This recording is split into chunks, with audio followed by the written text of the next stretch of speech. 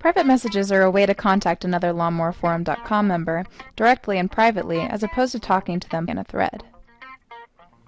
To contact another member, click on their username and select Private Message from the drop-down. Fill out the message form,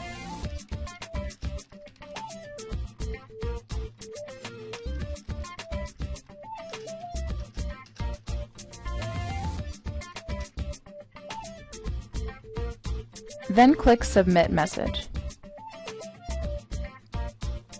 When the member responds to your message, you'll receive an email including a link to the thread and also a notification in the notification bar at the top of the page.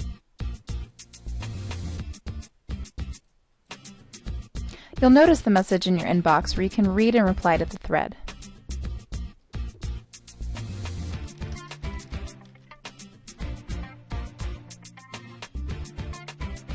And that's all you need to know about private messaging.